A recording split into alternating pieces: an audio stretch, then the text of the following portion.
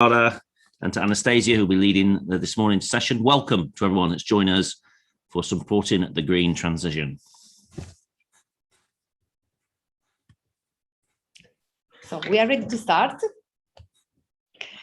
Good morning and good afternoon to all of you. Welcome to the session supporting the green transition within the ETF UNESCO International Conference, Building Lifelong Learning Systems, Skills for Green and Inclusive Societies in the Digital Era.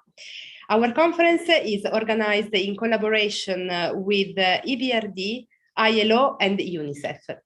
I'm also happy to welcome our audience who are following us on Facebook, LinkedIn and YouTube. Welcome to everyone. My name is Chiara Margagliano. I work at ETF and today I will moderate this session together with my colleague Maria Lvova. Hi, Maria. Hi, good morning, everyone. And also with Anastasia Fetti. Hi, Anastasia. Hello.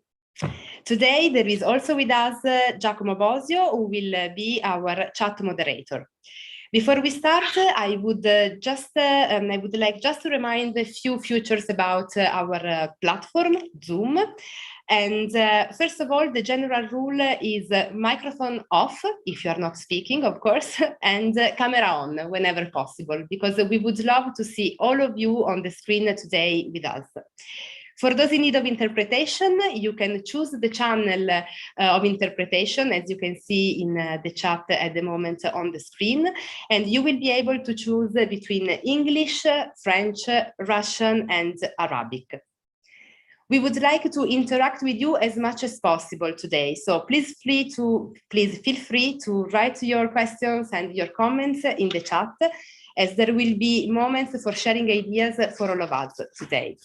Now I'm happy to pass the floor to Maria, who will tell us more about our journey within the ETF UNESCO International Conference Week. Maria, over to you. Thanks a lot, Chiara. Thank you.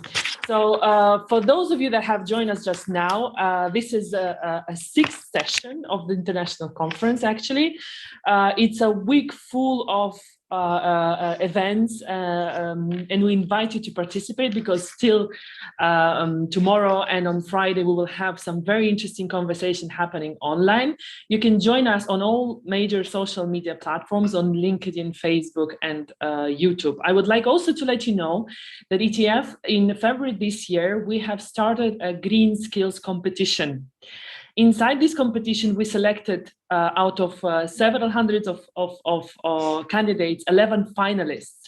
And right now, at this exact moment, there is a public voting happening on the best green skills story. So I would like to invite all of you, and I would like to ask our chat moderators to post a link to a voting to take part and vote for your favorite story.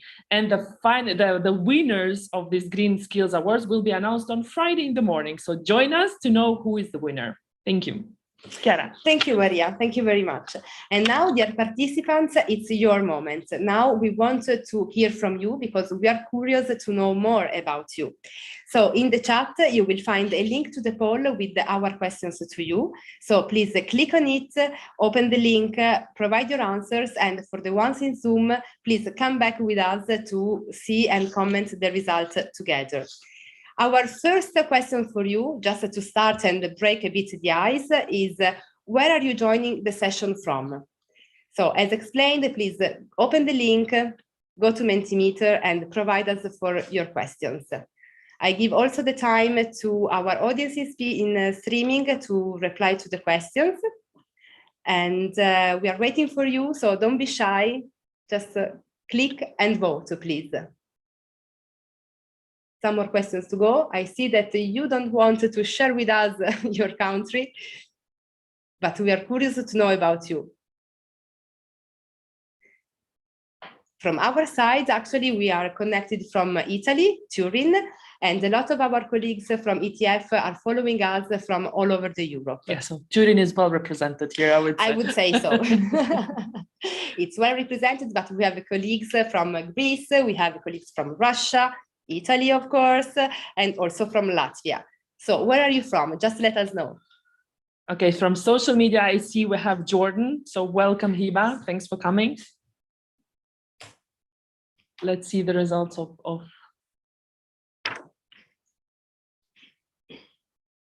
Okay, now it's fine. Now we can see from where you are. Of course, Italy is very much well represented today with our audience. I see the results moving.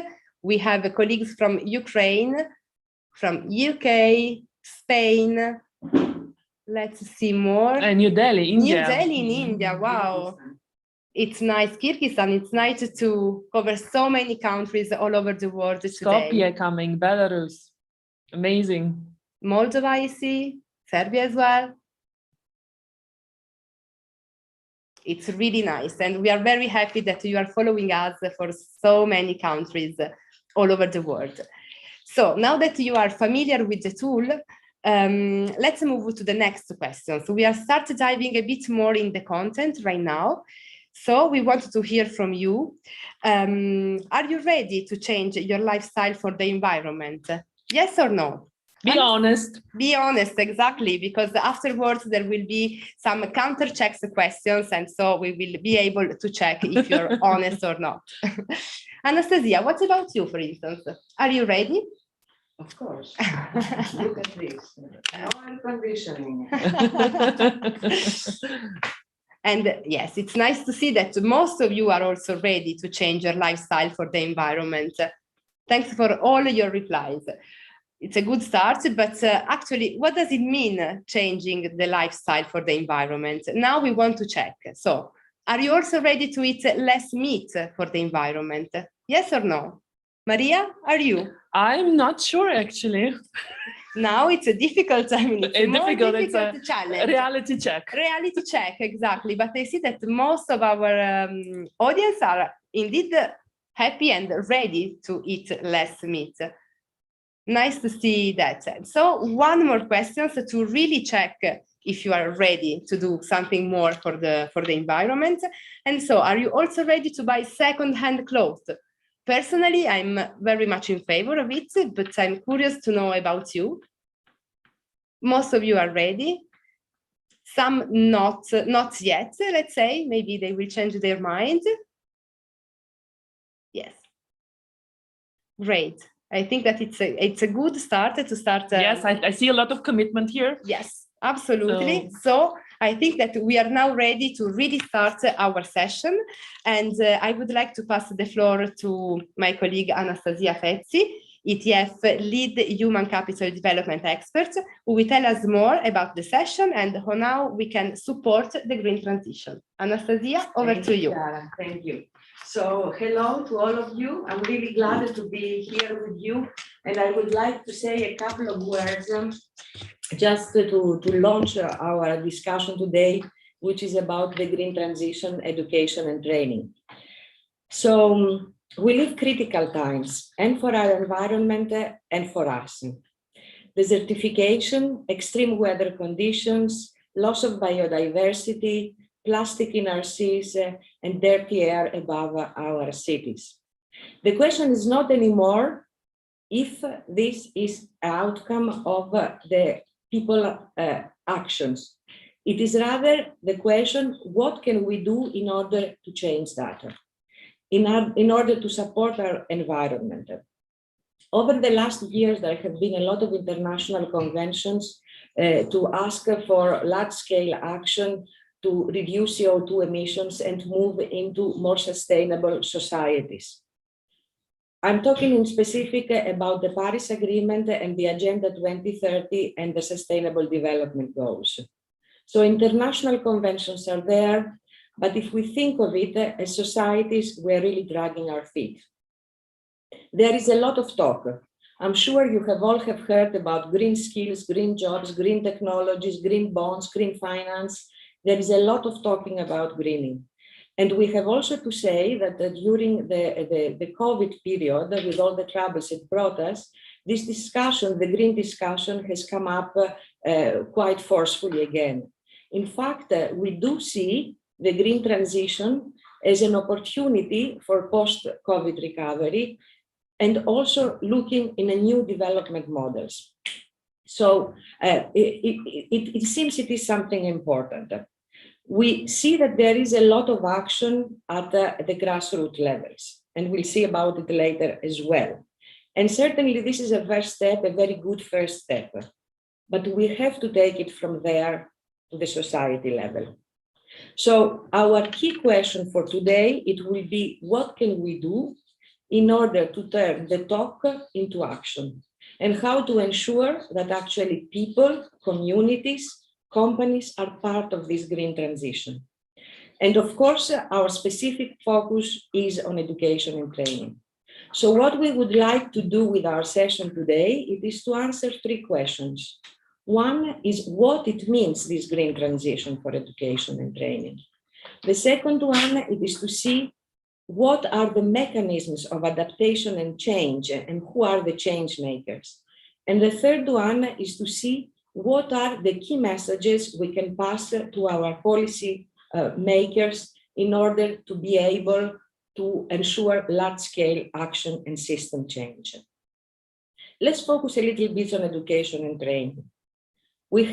We saw before this little quiz that we did, and we have all heard that we have to eat less meat, we have to not to buy too many shoes, to take shorter showers, to cycle instead of driving. And that's okay, we do need to change our lifestyles, but the big polluters are the companies. So they also have to change their policies and their production processes to reduce CO2 emissions and the impact on the environment. We have all to work together and act as responsible consumers and producers. And this cannot happen without mindset, without innovation, and without skills. This is how education and training is becoming important.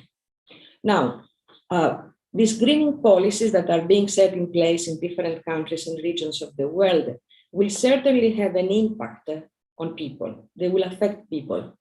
For example, people work in carbon-intensive industries that have to reconvert, reconstruct. So some people may lose their jobs if they don't develop the right skills to get involved in new economic activities which are more sustainable. In fact, there is a publication of ILO from 2018 in which it is estimated that 100 million jobs will depend on training. So this is an important number globally. And the question is, how can we make sure that actually people have access to training opportunities, to change job or to stay in the job where we are under new technologies, but also to have the resilience and the creativity to do so, to adapt. And the other big question is, of course, how we can identify these skills that are important for the green transition, that will be necessary to use for emerging professions, and how we can set up qualifications for these new professions that are appearing. I mentioned before about mechanisms of change and change makers. Now, there are external factors to the education system. What we see at this moment, it is funding and regulations that are directed towards the support of the green transition. If we take the EU, for example, 30% of the global euro budget is devoted to climate action. There is regulation that's being passed this moment at the European Union level that will have an impact on production processes and certainly the skills that are needed to support these production processes. And these regulations do not affect only EU member states, but they affect also the countries who have, for example, trade relations with the EU. So this is an external driving factor that can actually guide the changing skill demand. At the same level, there are actors that are at the grassroots level, training providers, companies, NGOs that are really moving. Maria mentioned before, my colleague, that we launched a call in April to identify green practice for the development of green skills. And we had applications from 38 countries. And we do know that this is not the whole story. In fact, it's a small part of the story. There is a lot happening out there. So action is taking place from within the education and training system, even if it is non-formal. We also see a lot of international cooperation development today. I would like just to mention that the ETF, with a network of centers of vocational excellence, we are starting work to link the training providers together. UNESCO UNIFOC, as we will see afterward, also has been taking action in this field for some years now. Erasmus Plus is becoming greener. There is a new coalition launched by DG EAC in the European Union, Education for Climate Coalition. So we see a lot of cooperation that is coming up at international level. But the question is it enough? Is it really enough? Well, not everyone has access in this kind of opportunities. Innovation is not equally distributed. There are the forerunners and there are the others who do not yet have access to this kind of opportunities to adapt and change. Also, the effort that will be needed to support this green transition is massive if we want to change mindsets, promote innovation, and develop skills. So what we need, we cannot do in fact without it, is policies and systems that can support it. And this is what we are discussing in this conference, and of course the discussion will continue with all of you after this conference and other conferences of the kind. But what we would like today from you, it is to hear your experience. We have to tap on this experience, rich experience that is being developed internationally and nationally. We want also to hear from you what you think are the mechanisms of change and adaptation. And we want to hear from you what are the key messages that we can pass to our policymakers so that we can all turn talk into action. So this is what I would like to tell you from my part. I hope we will have a useful discussion. But before anything else, I would like to mention that ETF and UNICEF have made a study to 8,000 young people in Europe and Central Asia. And we have received extremely interesting results on how young people feel about the greening of our societies and economies. So we have a video coming now. Yes, we have a video coming now to see some of these results. And then we will have David. But first, let's see the video, and then I will present to David.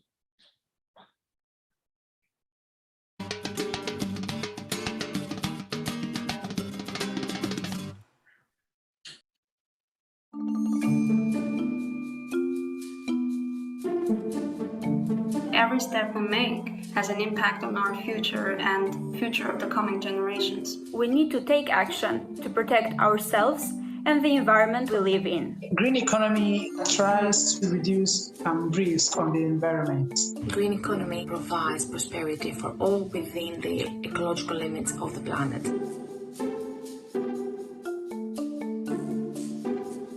Young people should actually be outspoken on issues regarding the green economy. Young people can support the green economy better by making everyday conscious decisions. Engaging in social innovation and green entrepreneurship is one way for young people to contribute to green economy. Young people can consider green jobs for their future careers. These jobs have neutral impact on the planet or reduce the impact that we are having.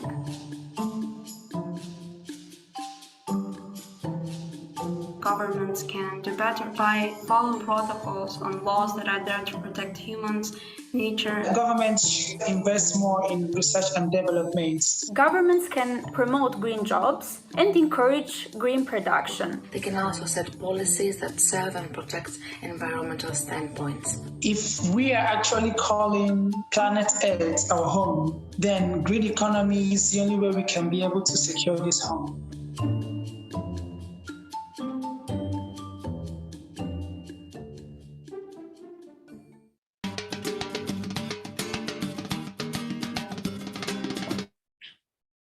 So you see what young people think. The environment is important to them, obviously, and governments have to do more about it.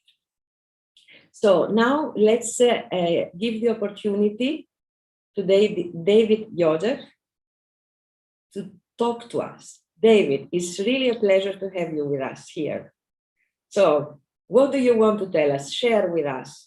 your opinions, your suggestions, anything you want to share. Thank you so much. It's my pleasure to be representing the voices of many youths around the world. My name is David Joseph, and I'm from Nigeria, but I reside in Italy. Today, I'll be talking about green economy, which is something that has been actually an issue for quite a long time. This presentation is a joint finding of UNICEF and ETF report, which is on the website. Now, my presentation is subdivided in 3 sections. Section 1 talks about institutional responsibilities. Section 2, governmental and citizen responsibilities. Section 3 talks about individual responsibilities. From your report, which is a messaging tool of which UNICEF used to get the views of young people, we can see that 29.1% of young people actually disagrees with the fact that school teaches them a lot about green economy. During the focus groups that was held, John from Italy said, as someone from this present generation, if we don't actually want to be unemployed, I think we should be thinking about green jobs, because that is the future. The reason why I try to talk about these 2 things is because we often think about the future, but at times we forget that the thing that actually prepares us for the future is the school. So if we don't actually get our institutions well equipped, then the young people won't really be ready for this future. So if we want to think about the green economy, we should start making big thoughts about our institutions. The next section of this presentation talks about governmental and citizens' responsibilities. And I love the fact that the background picture has Greta on it. Greta is a girl that has been telling the government, the world leaders, you guys are not doing enough. And from this poll, we can see that 85.4% of respondents feel that their government is not doing enough to create a green economy. So I think this is something that we should actually look into. During the focus group, Dominic from Romania said, we need to add more green issues in primary school and high school. We mostly learn about it from textbook, but this is not enough. There should be trips and workshops. I think if actually our government want to do something about green issues, they should start making investments. They should change our syllabus. This is roles that they can actually play in helping to bring this green economy. It seems like what we learn from schools are outdated, and citizens also should try to know the roles that they can play. So when a government gives us promises and we don't respect these promises, during elections we have every right to bring down the government with our votes. The last part of this presentation talks about individual responsibilities. We can't be pointing fingers at the government and the institutions. We as people, we also have our responsibilities. But I feel really happy that from this presentation, we can see that a lot of young people that responded from the countries, Albania, Serbia, Ukraine, Croatia, and Moldova, are actually engaging in trying to make green economy something really, really relevant. 52.7% are engaging in recycling, which is really, really a great thing. So I think we all as stakeholders, we play a huge role in the economy and also in the environment. Every decision we make has an effect. I would like to conclude with this wonderful quote from Christian from North Macedonia, who they had the opportunity to be the spokesperson of Mother Nature. He said, if Mother Nature could talk, what would she say?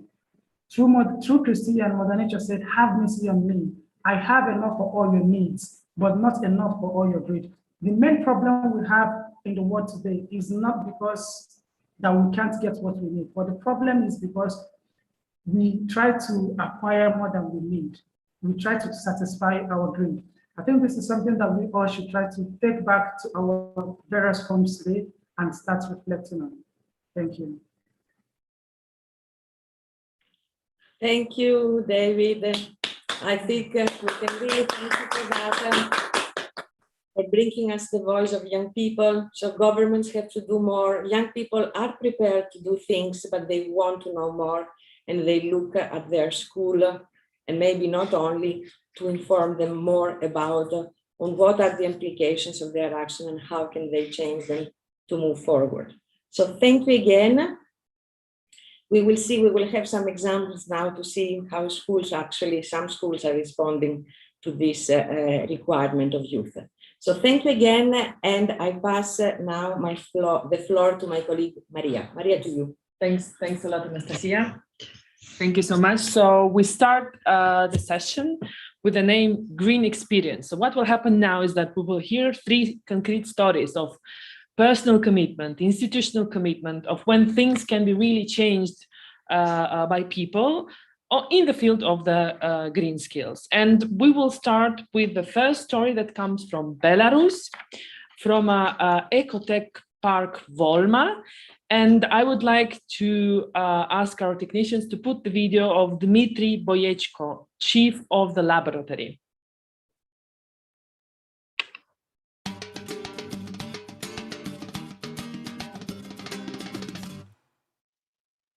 Добрый день, меня зовут Дмитрий Боечко, я заведующий лабораторным комплексом в ресурсном центре Экотехнопарк Волна.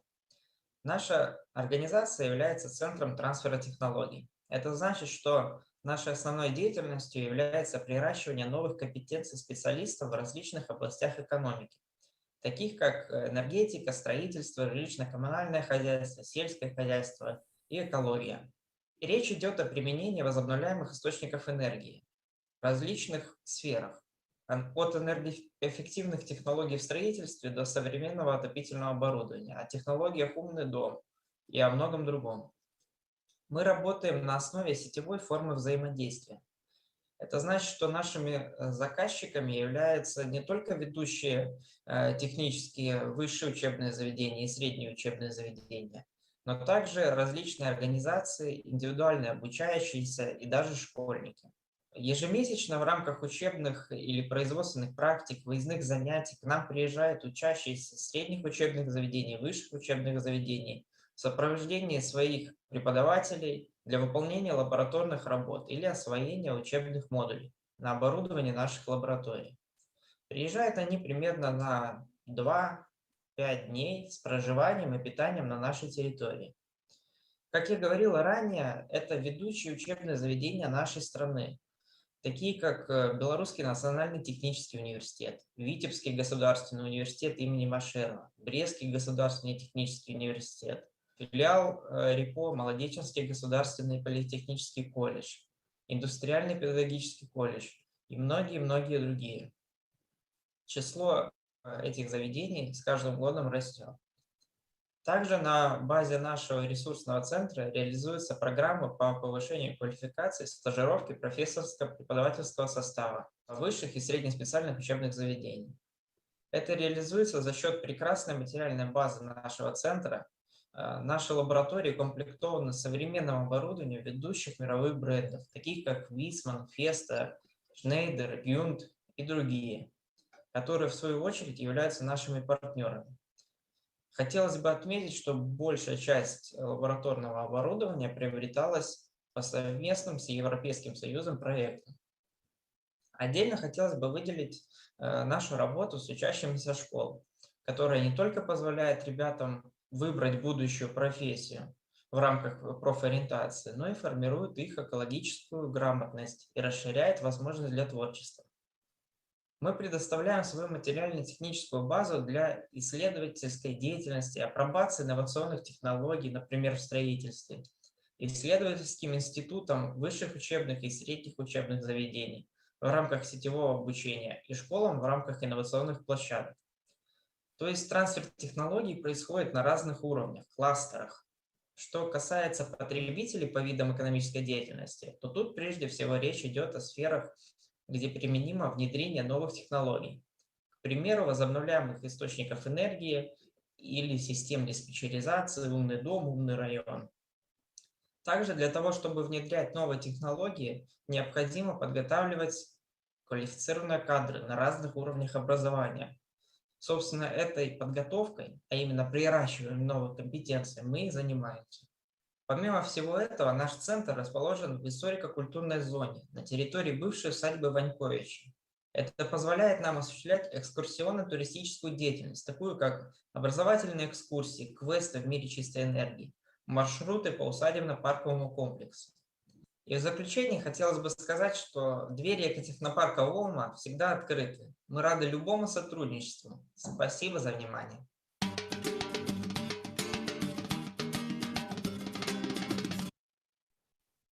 Thanks a lot. Thanks to Dmitry for amazing presentation. I must tell you that I'm lucky enough because I had an opportunity to visit Volma, and it's really amazing center. And the fact that Dmitry and his colleagues, they managed to concentrate resources, equipment to create this real center of excellence, and they teach everyone they provide green skills to everyone from pupils, school pupils to adult learners. So they're really amazing. Thanks a lot, Dmitry. And if you have questions about Dmitry's story, please put them in the chat.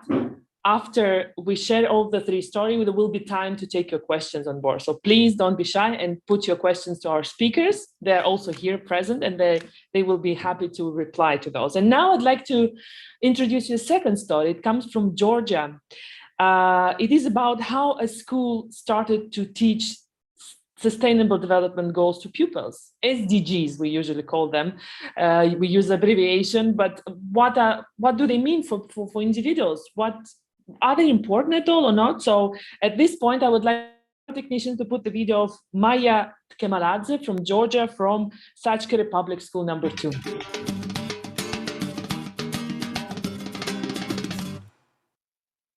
Hello, my name is Maya Tkemaladze. I'm a teacher of English as a foreign language, and I represent Sachkere Public School number 2, which is located in the west of the country, Georgia. Today, I'm going to talk about the school's experience of implementing Sustainable Development Goals in the school curriculum. Especially, I will focus on the goals connected to the environment. The main mission of the school is to respond to global challenges through its activities and to contribute to solving the problems facing the country and the globe. There has been a lot of talk recently about Sustainable Development Goals, but nobody is teaching us what function the school, the community, teachers, students, and parents have in achieving these goals. Since 2018, our school has taken on this mission and made teaching about Sustainable Development Goals part of our school curriculum. In 2019, another project was funded by the non-governmental organization called Women's Fund. The aim of the project was again to raise awareness about Sustainable Development Goals, particularly among girls. During 3 months, the project participants were trained on different topics such as ecology, natural disasters, climate change, and healthy life. We also conducted trainings for parents of our school. About 50 parents were involved in the trainings, and it's their initiative, Parent School was created and established at school.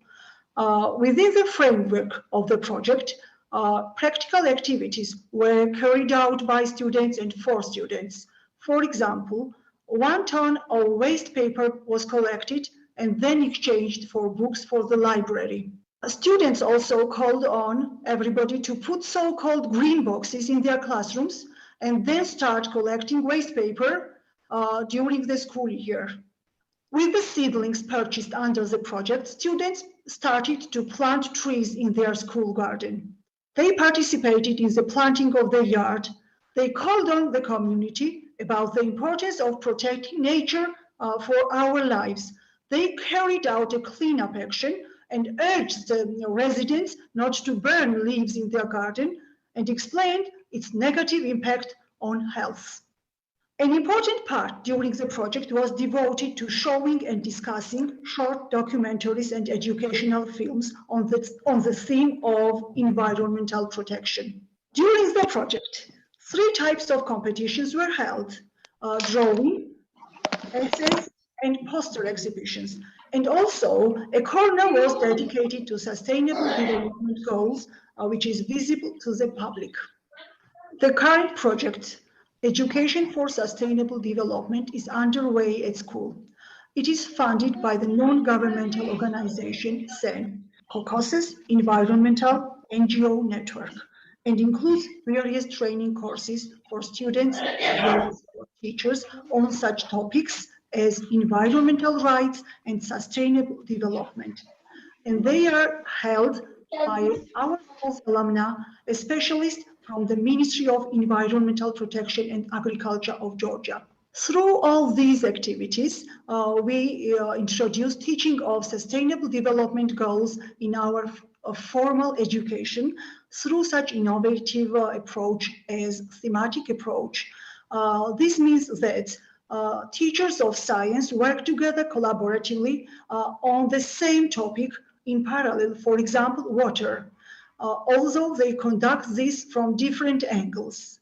This helps our students to understand the issue in depth and holistically.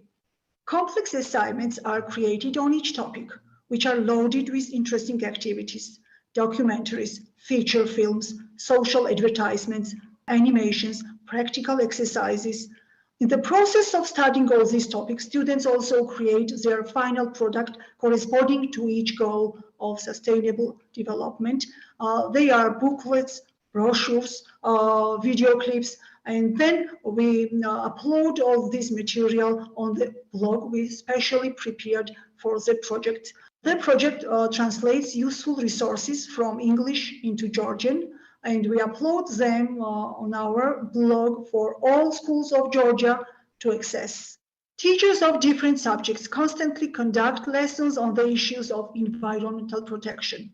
I can bring an example of English lessons where I, as an English teacher, conduct lessons on such topics as the importance of recycling, fast fashion and its negative impact, air pollution, water reservation, and I teach this through such approaches as PBL, project-based learning, and CLIL, content and language integrated learning. Such approaches truly help raise awareness among students, and they help us teachers raise future generation of global citizens whom we believe will truly take care of our planet. Thank you.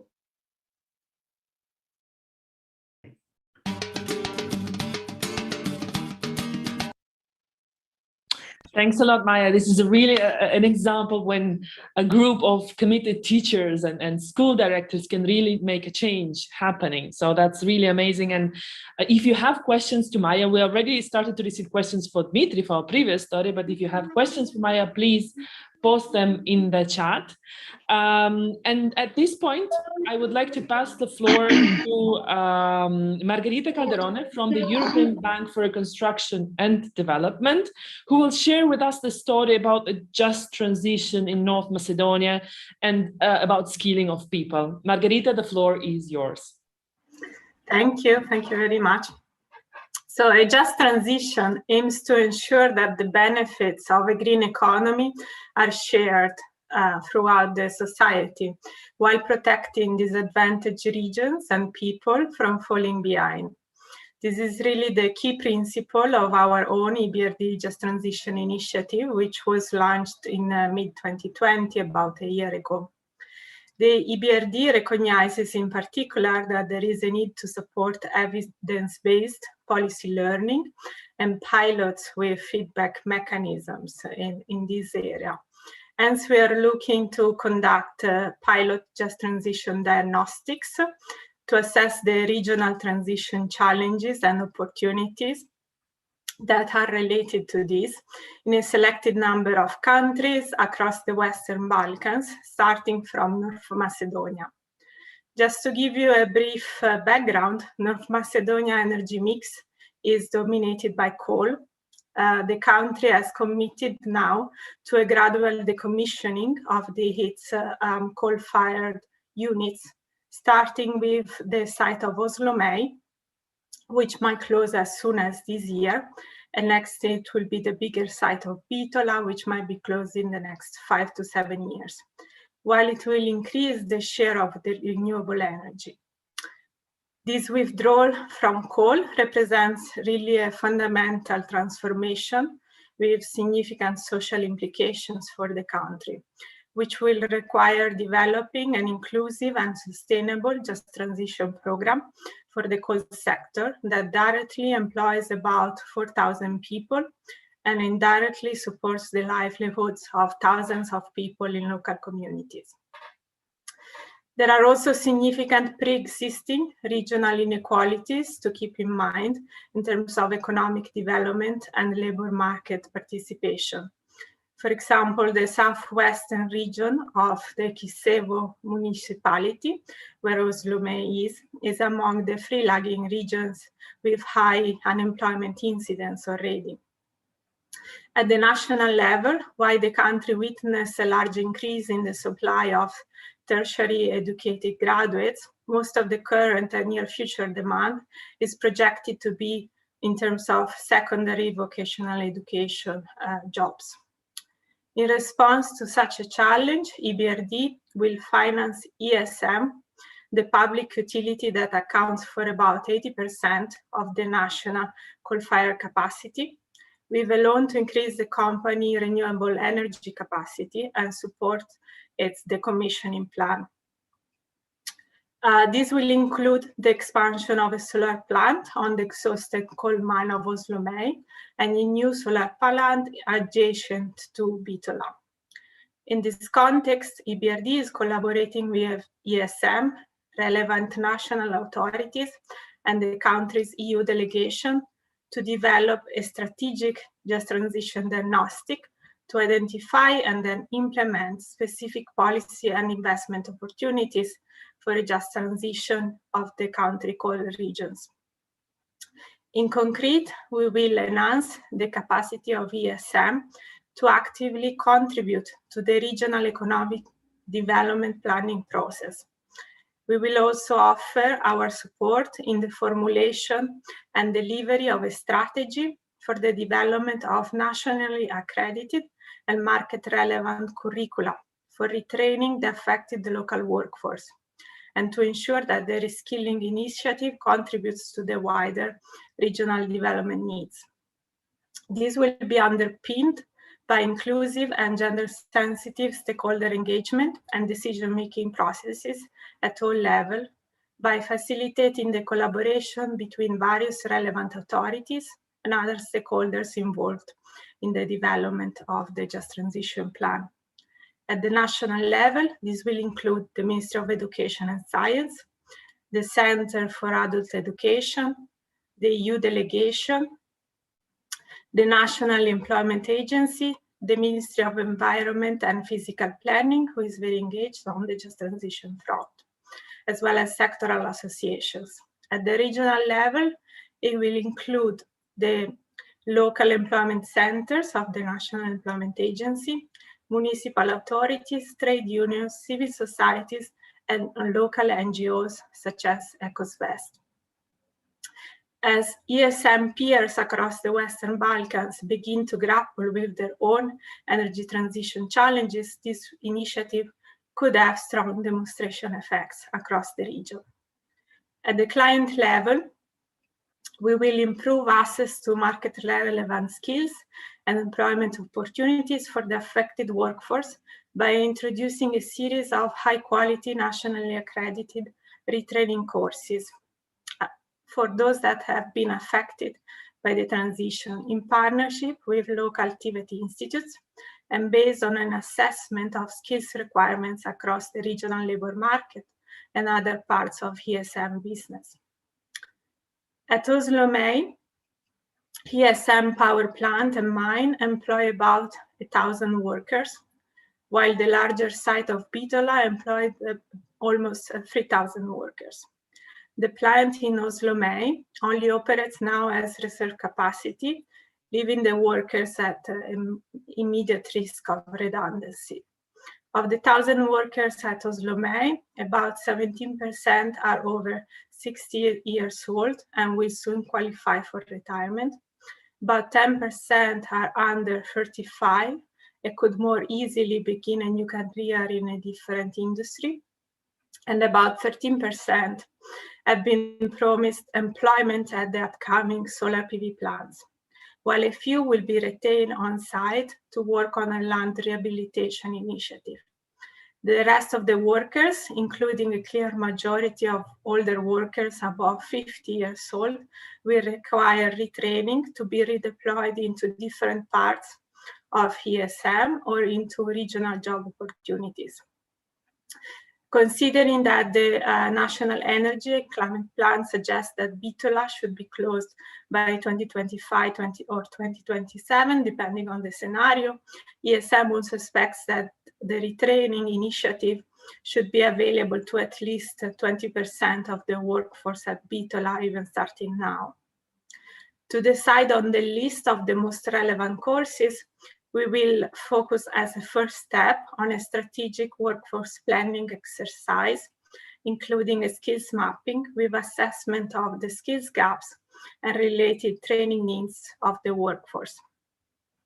In line with ESM demand for workers and contractors in other business areas, the retraining initiative will likely include 4 vocational courses to support minors and lower skilled workers in assessing jobs for construction workers, welders, mechanics, or electricians, as well as a technical course with a focus on green skills and energy efficiency competencies for power plant operators and other mid-skilled workers. The initiative will also comprise modules on re-employability, as well as an entrepreneurship course with a focus on agribusiness. This reskilling initiative will be developed in cooperation with the local employment centers as well as the TVET institutes. Gender implications of the retraining program will be considered throughout, such as the need to design gender-sensitive outreach and trainings, considering though that 93% of affected employees at Oslo May are men. Overall, into ESM workforce, women constitute only 12.5%. Hence, as part of the non-financial additionality of this transaction, ESM will also be supported in the review and improvement of its HR policies and practices, including the development of an Equal Opportunities Action Plan. The aim will be to identify new ways to introduce equality measures across all of ESM operations, covering not only the retrenchment plan which is in place, but also other areas such as retention, development, governance, and promotion into management. Thank you so much, Margarita. I'm afraid we ran out of time. Thanks a lot for your presentation. It's very interesting how you really make a difference, and the figures you presented are really impressive. So absolutely well done. But I think it's the moment now to pass to the questions that we're receiving from our audience. And also, I'm very happy to tell you that we are getting more and more stories about green skills in the chat.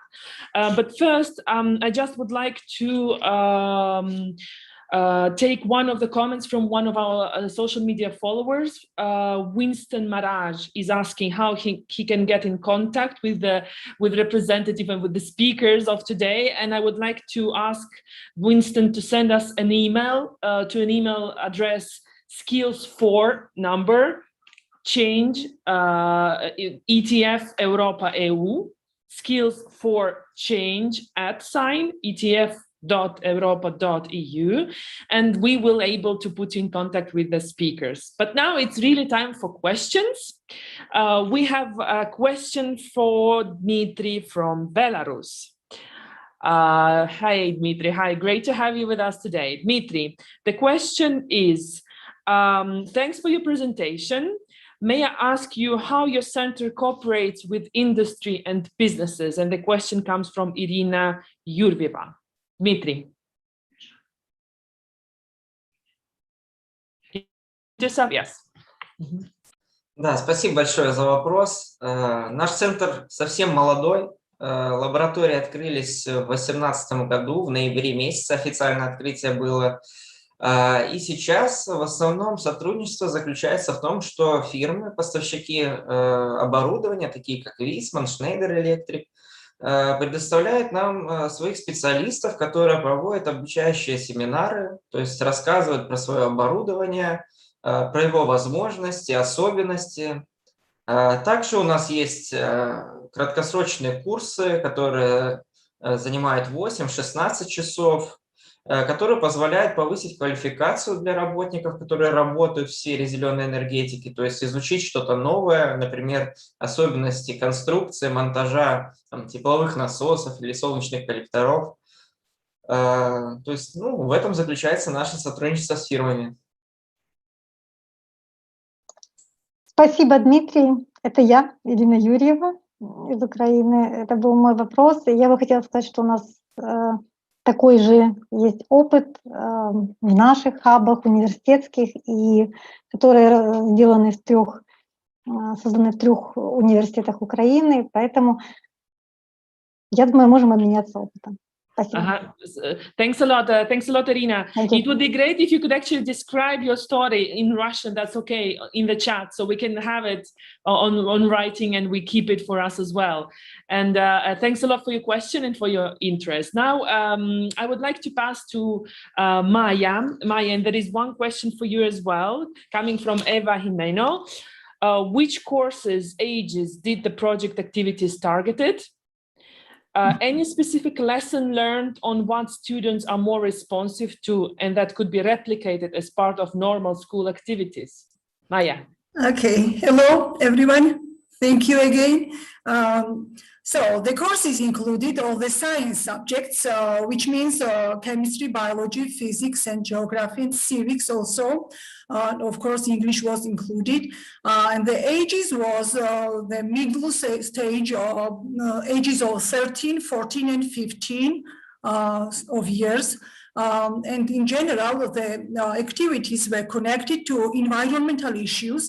And of course, they could be kind of incorporated in the lesson plans, as I mentioned in my speech. So we started using it in curriculum, in the formal curriculum, not only non-formal. And the teachers plan the lessons accordingly with all stages the lesson needs. And they carry out these projects. This is PBL and CLIL. And so our students become more responsible with all these they learn, and locally and of course globally. And we need to raise our students as global citizens. Thanks a lot, Maya. Really keep up the great work you're doing. That's really great. Thank you. And I have actually another question to Margarita Calderone from EBRD. So you were describing, you were giving some amazing numbers, but how actually you understand the success? So what is success for you, Margarita?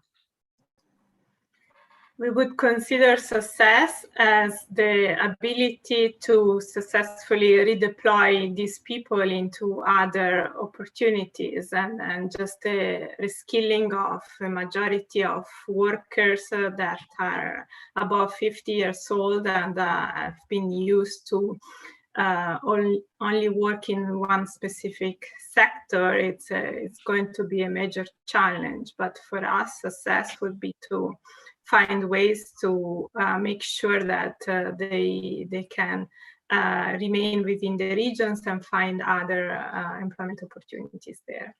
Thanks a lot, Margarita. This is really a tangible KPI, let's say, tangible indicator. At this point, I would like to pass the floor to Giacomo, who was, during our conversation today, he was gathering the stories from the chat about similar stories on the greening and on providing green skills. So Giacomo, the floor is yours. Thank you very much, Maria. So we received plenty of stories, both from grassroots level and then from international cooperation. For example, in Albania, there is they mentioned that there are projects at the grassroots level on teaching environment in schools, where a student plants trees around the school areas, and they also participate in cleaning activities in their neighborhoods. Then in North Macedonia, UNICEF is implementing educational and a program on environment and climate change. In Netherlands, we have like a great example from a vet provider called, I apologize for the pronunciation, Welland College, which is teaching their student how to adapt to real life learning challenges that are connected to the SDGs.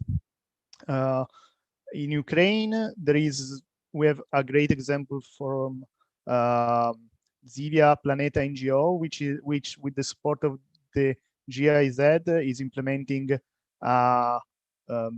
and it's developing training materials on energy efficiency and energy saving. And lastly, another example from Albania of international partnership for saving the European maritime straits. So it's about CO2 emission reduction in at the sea. And this is really, it's connected with our green call, where we have a great example on that. So back to you, Maria. Thanks a lot, Giacomo. Well, we definitely see that there are a lot of pockets of innovation happening everywhere, and we will have the opportunity later on to discuss with you how we can take those little examples of innovation and put them on a system level. But now I would like to pass the floor to Kenneth Barrientos from UNESCO UNIVOC, which is International Center for Technical and Vocational Education. Kenneth, could you please tell us what UNESCO UNIVOC is doing in the field of green skills? The floor is yours. Thank you very much. Good morning, everyone. It is my pleasure to join all of you today. So I am here on behalf of UNESCO UNIVOC, which is the specialized agency for international TVET of UNESCO. It is indeed exciting to hear about the initiatives in Georgia, Macedonia, and Belarus representing the micro, meso, and macro sectorial strategies. And from these examples, we are observing the character of change that is happening, and we are excited to see how these initiatives will pan out in the years to come. And looking at these examples and UNIVOC's engagement on this topic, we are reminded of the complexities of TVET systems that we all face. And these complexities often slow down the development and modernization of TVET. We seem to have an excellent ground to rethink TVET systems for future-oriented work, or as some would put it, to take a fresh approach in TVET, which is what we are trying to promote here. But we also know that not all systems are created equal. I think this is an important point to make. This means there are different response and outcomes to every stimulus or input to TVET as we move towards converging the digital, the green, and the inclusive skills agenda. And with this backdrop, what we see is needed is a more agile approach. And UNESCO is very much serious in promoting this agility approach in educational planning and educational systems. But two important questions come to mind before I go to my important points for reflection. The first question is, are education and training systems designed to be agile in meeting the highly demanded competencies? And I think Anastasia has also made this point earlier. Also, are the capacities built into the existing TVET systems and institutions matching the required input to produce the outcome that we want? And this is a question that we are also still grappling to answer up to this point. And through our initiatives, we are trying to address the capacity issues. So there are critical questions that we need to ask to measure the evidence says if the TVET sector is doing enough. But as for how we can facilitate change in TVET, we see many opportunities, and I will highlight three today. First is that green transition for TVET will need to put people and their skills aspirations at the heart of the process. So green skills, green and sustainable technology, circular economy are all integral part of the paradigm shift that we talk about today. But empowering people during initial TVET and letting them build up the skills and develop the mindsets to drive the development and sustain this type of economy, the green and the circular economy, would be very critical. We need TVET systems to actively raise awareness and teach local stakeholders, as what we have seen in the example of Georgia, to develop mindset shift and quickly move to create the skill structures that are practice-oriented and work-relevant, as what we have heard from the Belarus example, to accelerate application of skills for sustainable development. So the experiences we heard are very much aligned to the first point that I'm making now. We are also seeing exciting developments in other parts. For example, in Finland, where sustainable development is placed as one of the common foundation units for vocational undergraduate degrees and in every qualification requirements that they are implementing. And similarly, a new development in Germany, which I think is going to be implemented very soon, is the placing environmental sustainability as part of the new standard training elements to integrate sustainability contents in occupations that require formal dual training. The second point I want to make is that TVET policies and strategies would need to be harmonized with national green growth strategies and climate change ambitions. So UNESCO UNIVOC this year published an analysis of Tibet's contribution to realize national climate action plans. And interestingly, this study suggests that Europe remains ahead in the discussion of greening Tibet and developing green skills. And I think this is evident in the examples we heard today. But embedding climate change adaptation within specific skill strategies and mandates is still a long way to go for many countries in the region. And I guess this is also similar to the ETF the countries that the ETF is working with. Let me also mention about an ILO report that emphasized the high employment potential in climate adaptation. So in numbers, we are talking about 500,000 additional direct or indirect jobs that will be created in Europe by 2050. And this is a good opportunity for TVET to identify and embed new green competencies to curricula, qualifications, and training, and learn from different practices. This is an important agenda of a project that UNESCO UNIVOC is implementing this year called the Bridging Innovation and Learning in TVET, which has a very particular pillar of work on green TVET and transitions. Similarly, TVET is well placed to reskill and upskill adults to meet the new green job profiles and meet societal transformation and lifelong learning aspirations.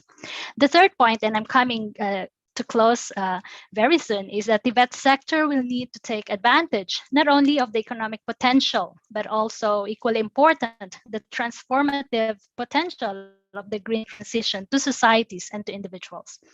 What this means is that TVET sector is well positioned to make targeted strategies in partnership with different stakeholders and social partners to train people who will create more inclusive jobs for all, or train people who will power the creation of SMEs or the more digitally intensive startups that we are seeing flourishing today.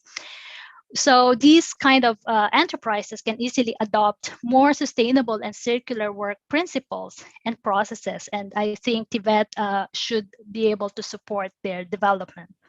Similarly, there's an opportunity to create vocational qualification systems with built-in mechanisms for TVET to recognize and validate green skills that are acquired through informal and non-formal work, especially for the marginalized groups, for example, women.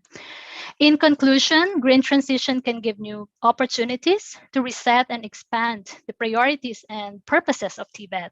And this is happening as evidenced by the Education for Sustainable Development actions in education, including in TVET, of 89 member states that UNESCO is working with to promote ESD. And we are drawing a lot of good inspirations. These actions are great starting points to change the course of TVET and to develop it further. Thank you very much, and I wish you all a successful initiative.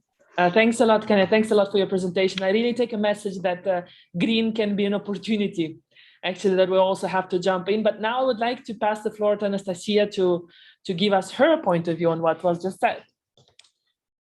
Well, thank you very much, Maria. Well, there have been a lot of things said. One thing that I would like to mention is the fact that the three examples we chose in the beginning It was just to demonstrate the breadth of the action that needs to be taken in the field of education and training. Starting from general education from very young children until the end of the secondary school, creating innovation for new profiles as Volma is doing, and then also adapting skills of adults in this change process, what Margherita told us.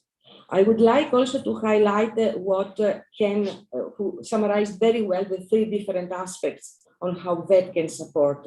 The importance of including skills development as part of the green strategic plan, of the strategic plans, be it at sectoral level, national level, regional level. We see, in fact, also the work that we are doing in ETF at the moment, we see that there is a lack of including the adaptation of training provision, the development of skills within broader development plans of the countries. Now, I don't know if you follow the charter, but there are some questions from young people who say, okay, but the schools do not tell us where these green jobs are. There was another point by Antonio who said, what is this, these green jobs in consideration to total jobs in the country? How many are they?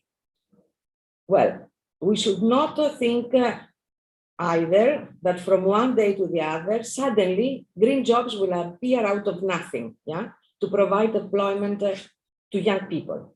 It is a process of change. I think that what we are doing now, it is to see the potential rather than to demonstrate that actually there are green jobs waiting out there for young people.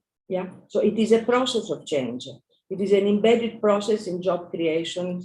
There are opportunities to be created, but these opportunities can come if there are skills, if there are investments, if there is the right direction of actors towards creation of new economic activities in circular economy, in new energy, in anything can lead towards sustainability. So we should not create also for young people the fallacy that there are all these green jobs waiting out there.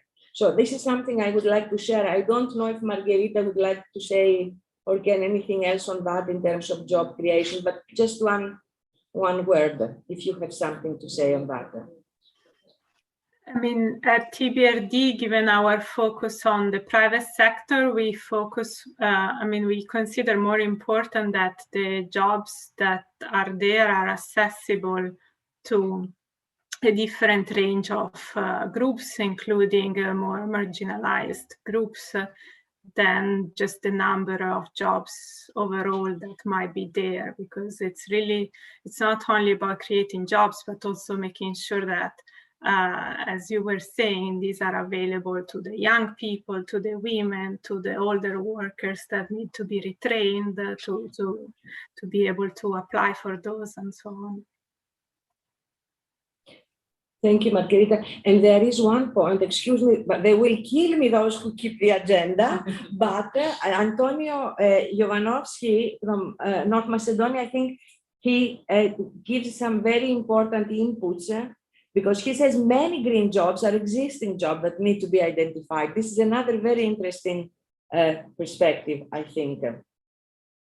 Also, in general, how people know about this, how they know opportunities. Exactly, that's a big one. So I think we will discuss it actually in the second part. Yeah, this is what we will discuss in the second part. Yes, exactly. So thank you very much, Anastasia. Thanks to all our speakers who really presented inspirational stories for us today. We are happy to see so much interaction in our chat. So it means that our audience is really keen to be with us and know more about the green transition. Now we wanted to hear from you. It's really your moment. So I kindly ask my colleagues to put in the chat a link with a question to you. Just reply in one word, because as Anastasia said, we are in the middle of a process of change. So we would like to know from you, what do you think we needed to change in the education system to make it more green? open the link, just write your inputs, and after the break, because now we will have 5 minutes well-deserved break, I think, we will see together the results. So now please take a break, stand up, walk away from your PC, have a coffee or maybe a light aperitivo before our next session, and we wait for you here in 5 minutes time, so be with us at 12:45 again. Thank you very much and see you later.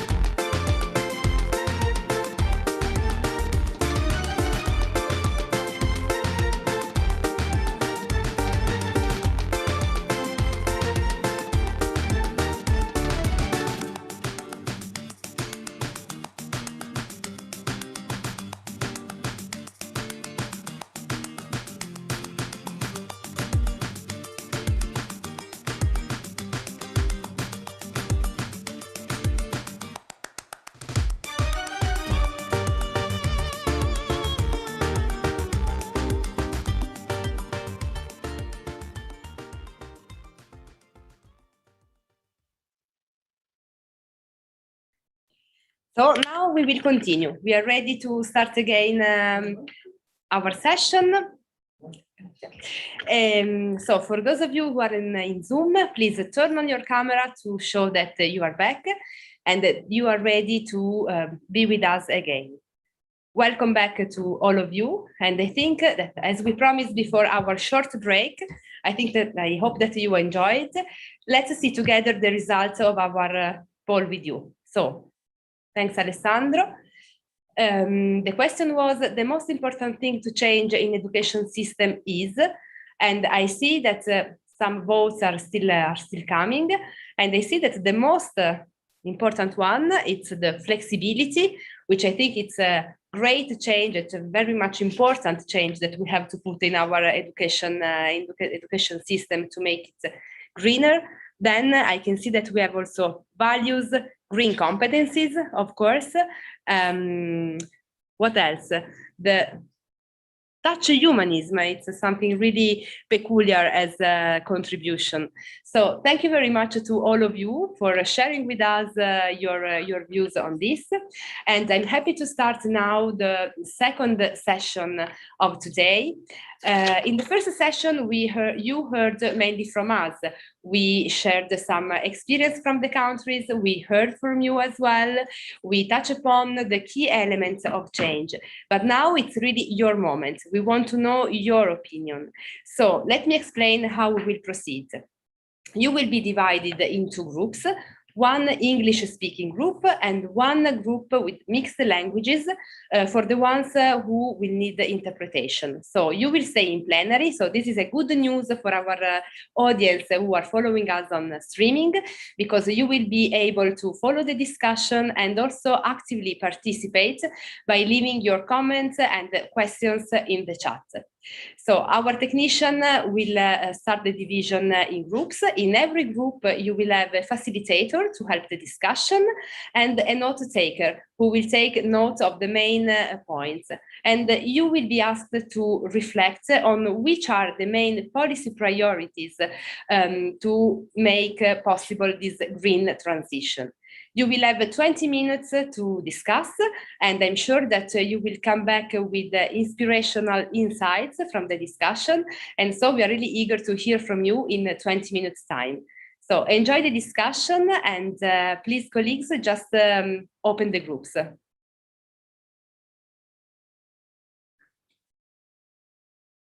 Okay, I see that you are moving. Maybe we'll give it 2 minutes for people to join the other group, and we start the conversation in this group. Yes. And please, for the ones who are remaining in the plenary for the discussion, keep your camera on, so for us to see all of you on the screen and have a fruitful discussion all together. Okay.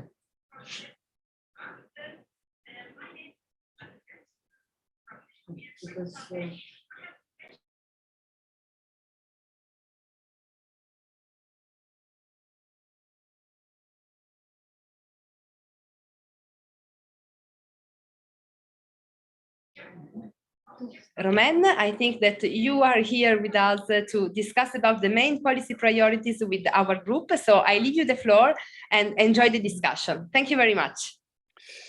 Thank you very much, Chiara. Good morning, everyone, or good afternoon, depending on where you are. Welcome to this breakout group, which happens in plenary. It's easier. I hope you all are enjoying this meeting, and you had a chance to stretch your legs and grab a glass of water during the short break. So allow me to start with a quick, brief introduction on roles and responsibilities. We are joined by Pirita and Anatoly. They are both ETF colleagues who will help us document our discussions, and they will record what we say into Mural, and we will get a chance to see it afterwards. They're both passionate about the green transition, and they're very experienced in both skills development and entrepreneurship. And the best thing is that they also happen to speak Russian and French fluently, so you can write in the chat in whichever language you prefer. It will all be recorded and understood. So let's get started. So now that we've following the first sessions of this morning, we now fully appreciate how the availability of the right skills largely determines the success of green transition policies and actions at sector and country level.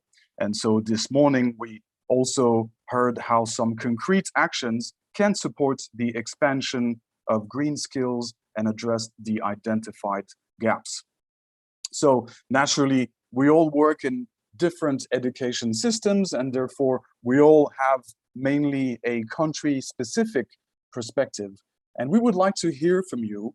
What do you think are some of the priority policies and actions necessary in your country or the country of your interest for the skills systems to support this green transition and remove some of the skills obstacles to your country's green and low carbon economy transition? So for the next 20 minutes, we're going to be discussing this key dimension of education and training systems in an innovative manner. So we start with a reflection on what is the priority at the level of the system or the country in which you work. And so please think about the availability of adequate skills to support the transition to a clean and inclusive economy in your country. And when I mean green skills, I of course take the broader definition of green skills, and so that would include knowledge, abilities, values, attitudes needed, sorry, to live in a sustainable and resource-efficient society. So, do professionals and future graduates receive the adequate training to develop the knowledge, the abilities, the values, and the attitudes to support the transition in your country? So this is the question. So it could be the need for more research, more anticipation of skills needs. It could be teacher training. It could be more functional partnerships between governments and the private sector.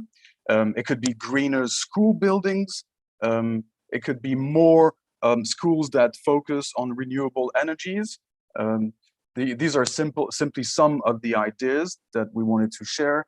Of course, there's plenty more, and we want to hear what do you think needs to happen in your country so that the skills accelerate the transition.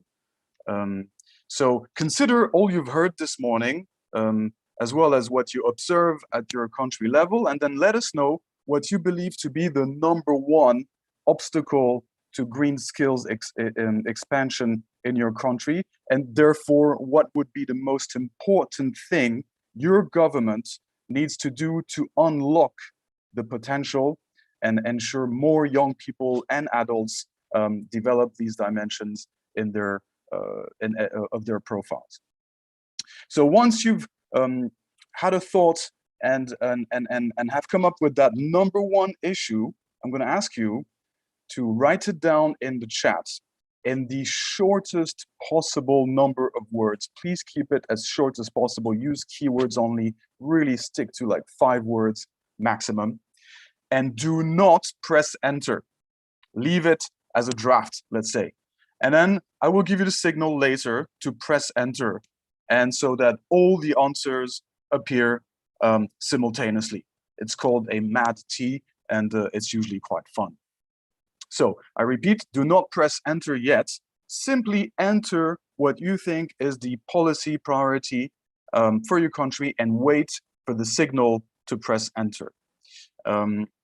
So there is no right or wrong answer. It all depends on your country perspective, of course, and your experience. Write your honest view of what your government needs to do as a matter of priority. So I just want to take a few seconds to ask if anybody wants to ask for clarification or wants to clarify the question and the procedure. Is it clear to everyone? I think it is. I don't see any hands up, although I don't have the entire list of people here. Okay, so I'll take it that there are no questions. And so if everybody is ready, I'm going to count to 3. And at 3, you press enter. Okay? So, ready? 1, 2, 3. Press enter.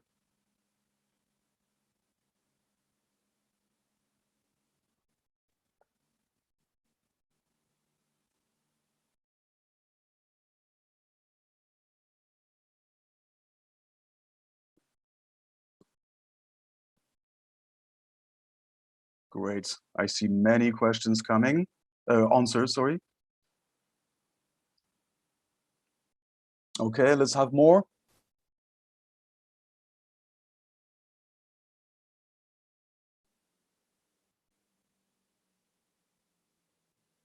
Okay, and you all wrote in English, no, except one in Cyrillic, which I cannot read.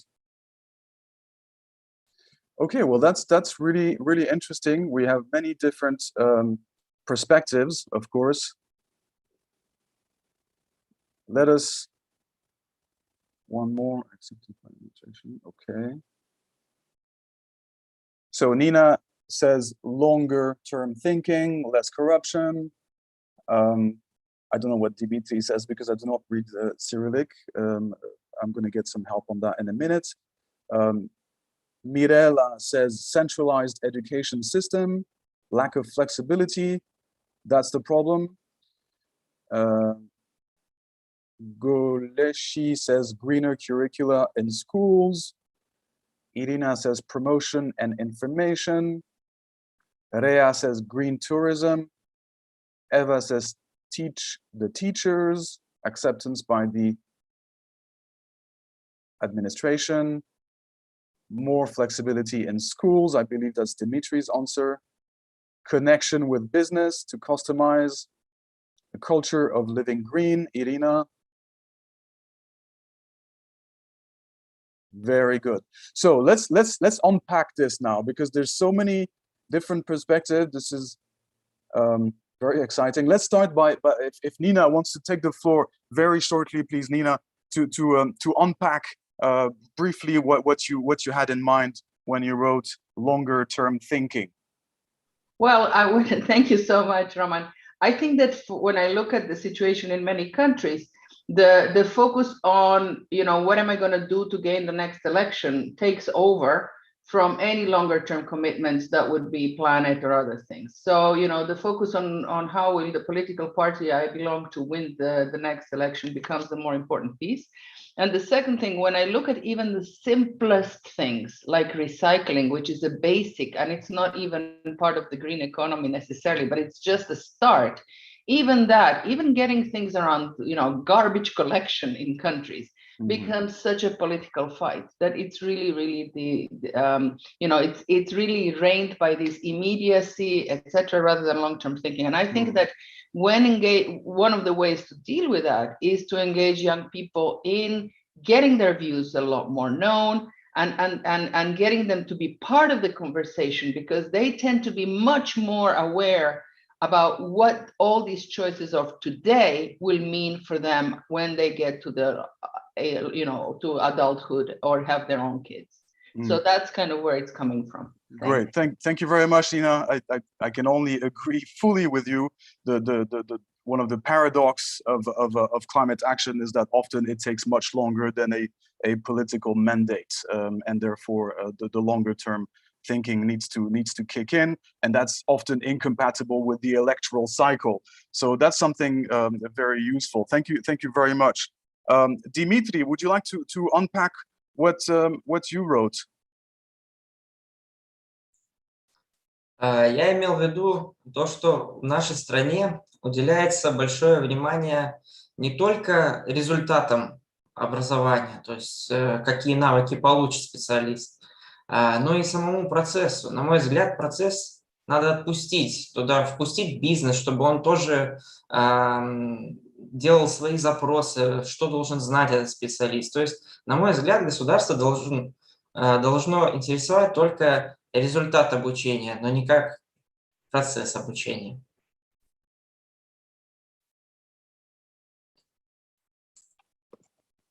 Thank you very much, Dimitri. That was very useful. I confess I missed the first part because I had to switch channel.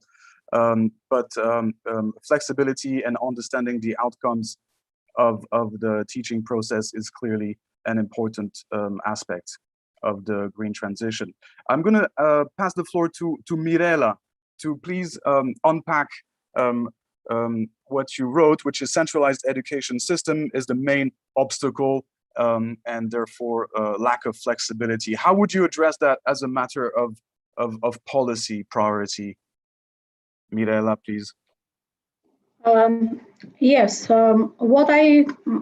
let me present myself. I am lecturer at the university in the technical science faculty, but also I am the director of local economy development agency. So I have seen both sides of the problem.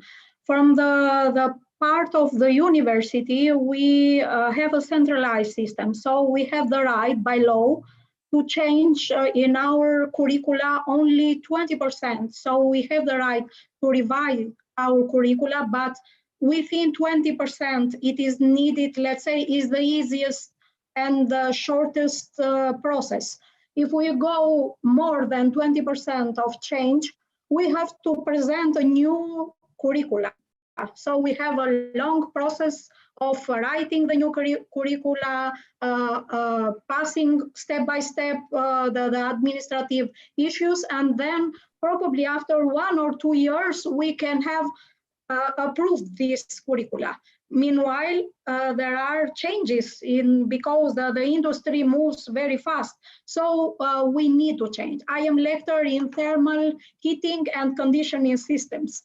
So I am teaching now the students for the systems of heating based on fuels systems. So not using renewable energy resources. So I have this need to have a new program, to have the approval in order to implement it. On the other side, if we are going as agency, we have this innovation center that we have established, lifelong learning center. So we are developing courses for engineers, for different professional figures. But if you are going to present a new course, you have to go with the request to the National Agency of Professional Education.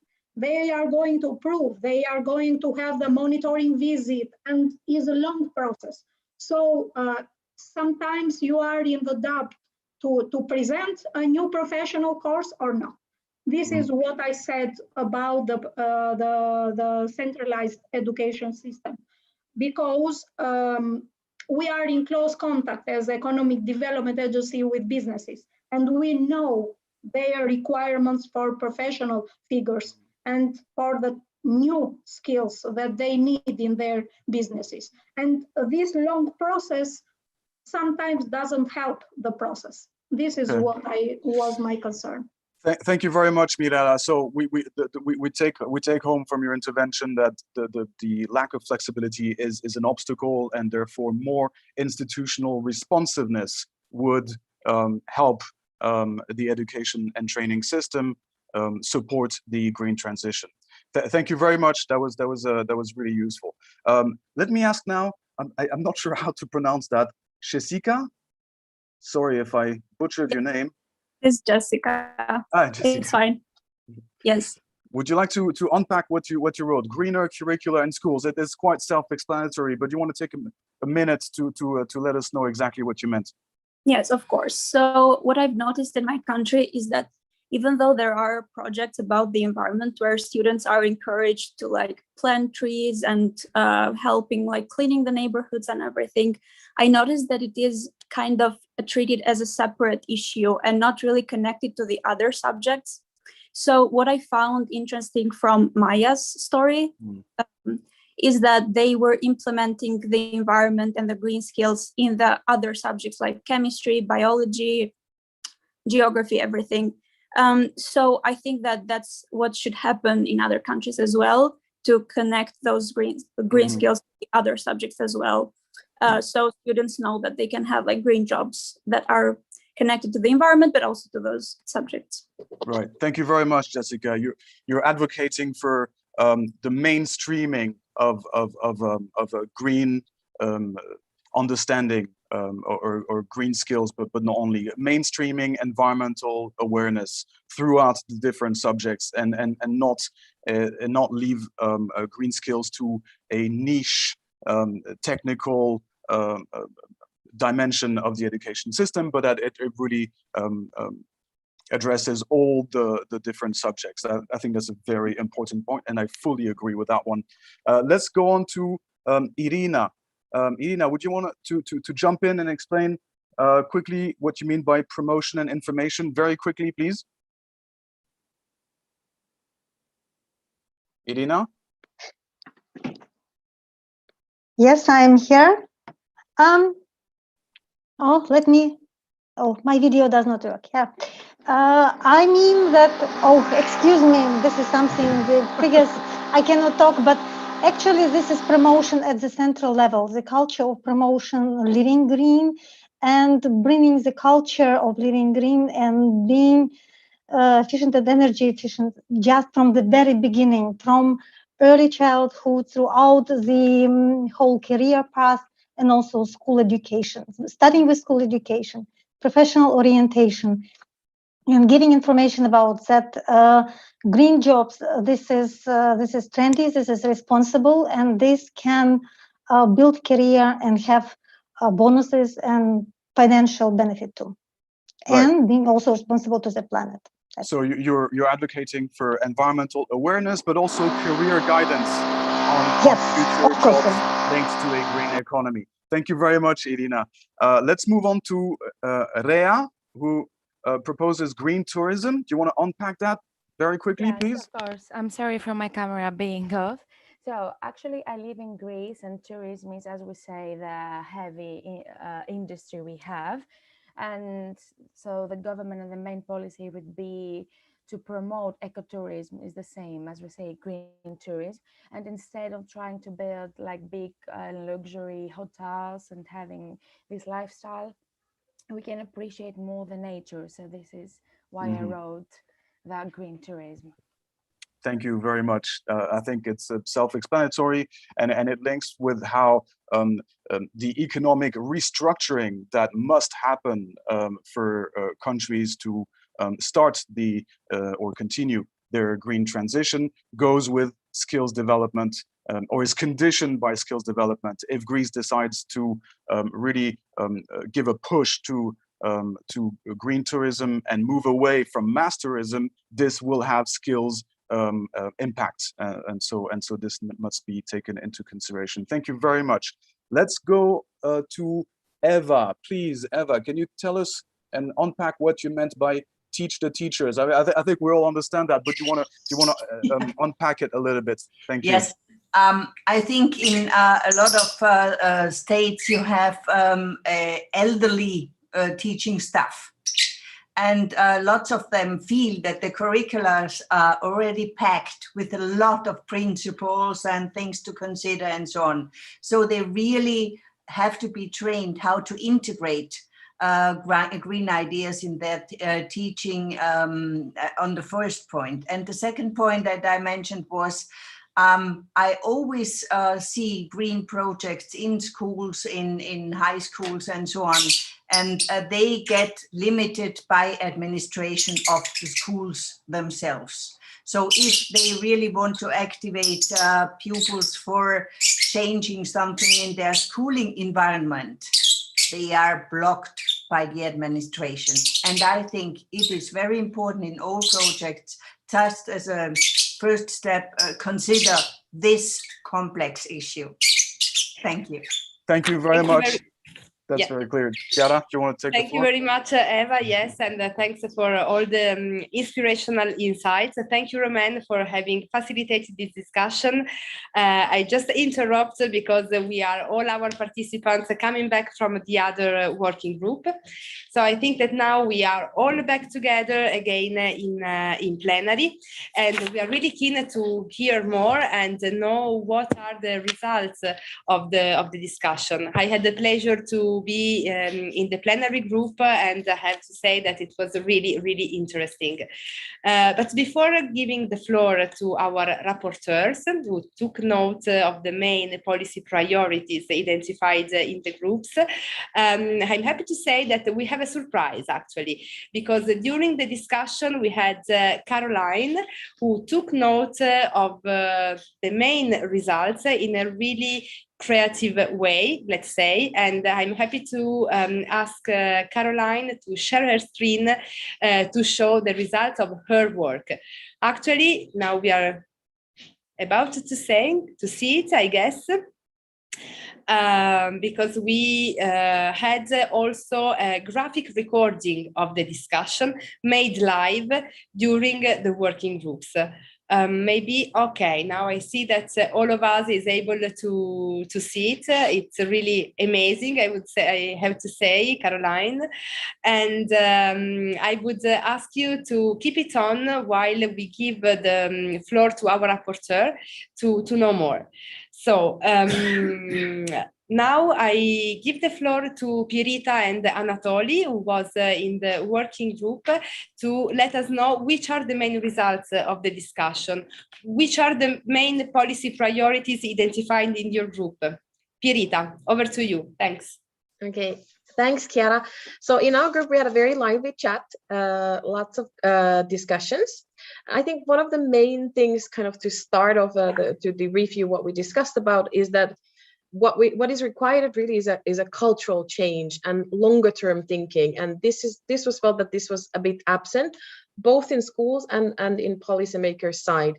What the participants in our working group talked about was a lot about putting greening into a lifelong learning perspective in schools, so incorporating green into curricula.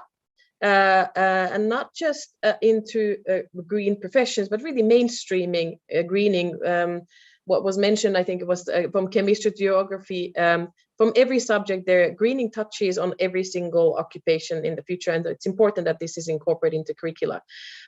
We talked about business and how there is a need for education training to be a bit more proactive and reactive.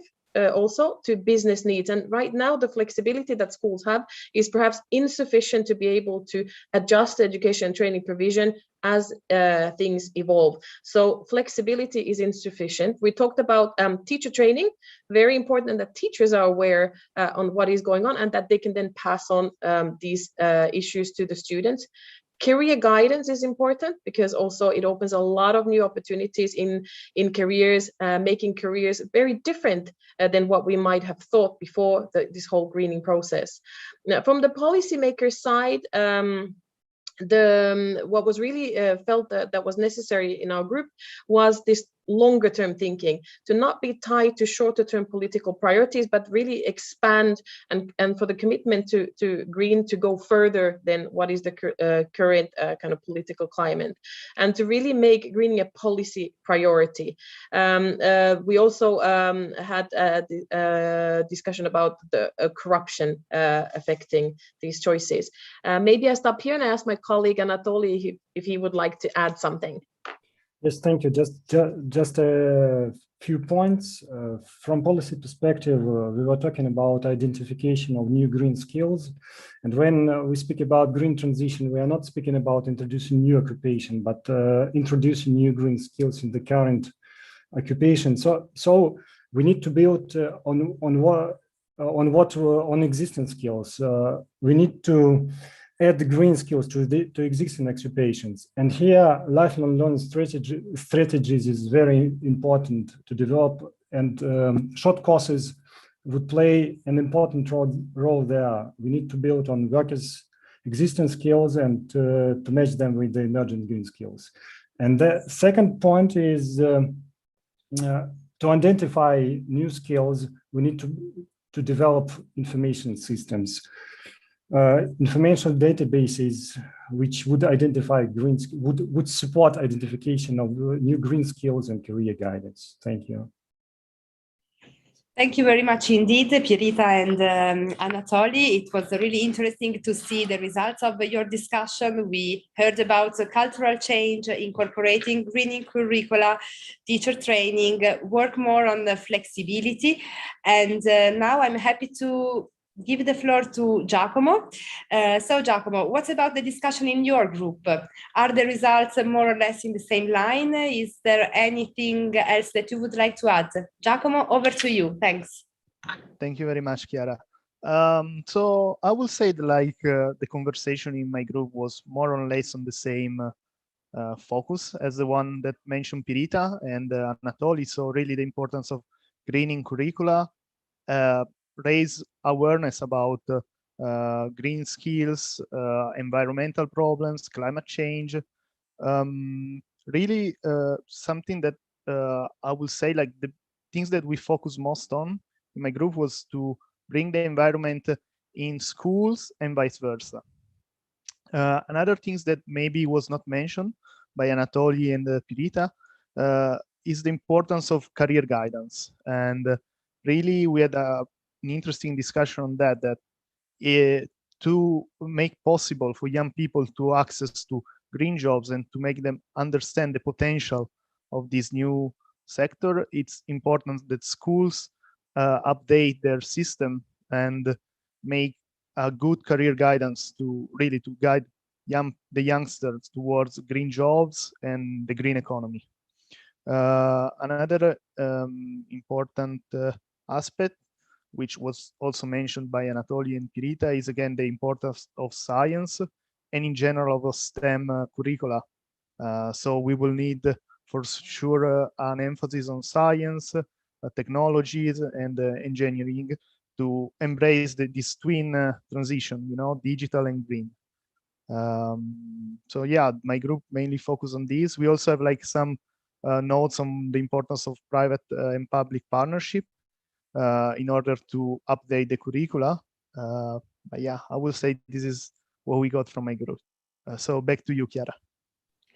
Thank you very much, Giacomo. Very interesting indeed. A lot of inspiring outcomes came out from the discussion, and thanks to all our participants to be so active in sharing their ideas.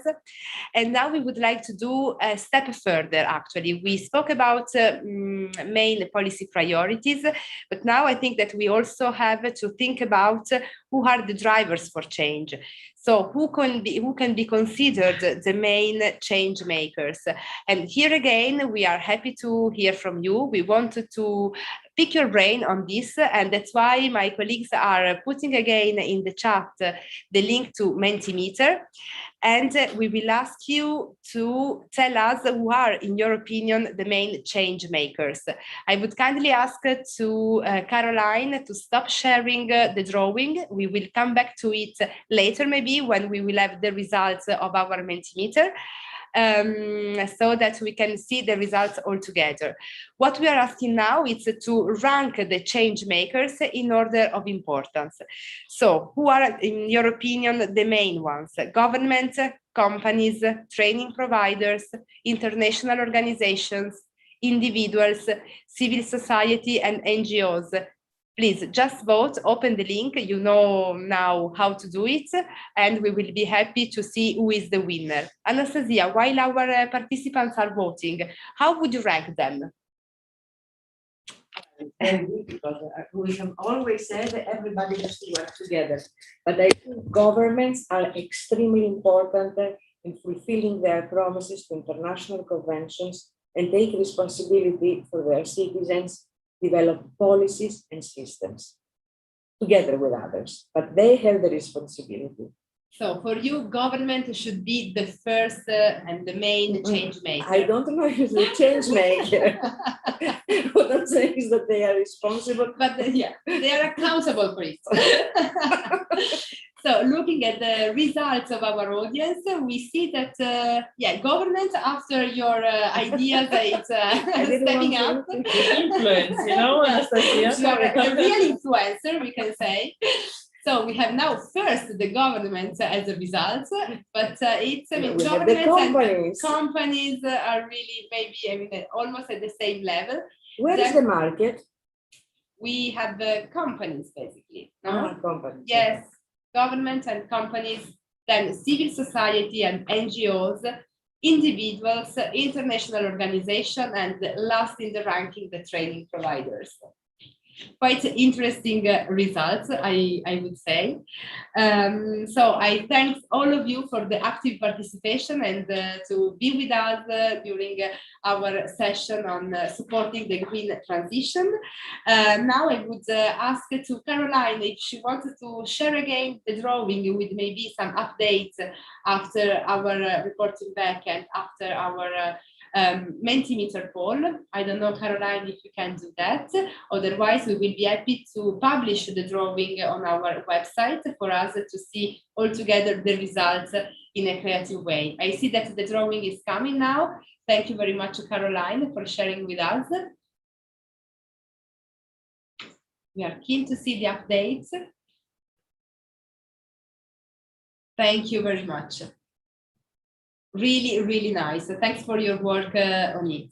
And now I'm happy to give the floor to Anastasia for the closing remarks of our session. Anastasia, the floor is yours. Thank you. Well, I have to thank everybody. I think it was a very enriching and pleasant discussion. Certainly, we did not have time to go very much in depth. It was a first flavor in this group of people we are, because these discussions are taking places in other fora as well.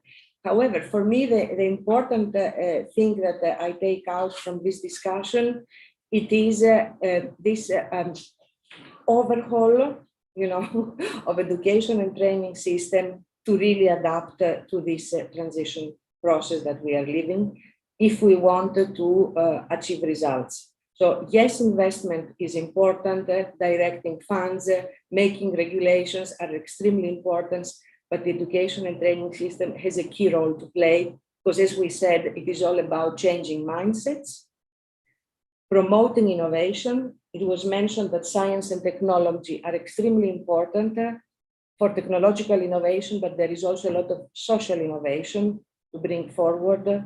And last not least, the skills of people to use new technologies to interact in more systemic way in their everyday life and in their workplace.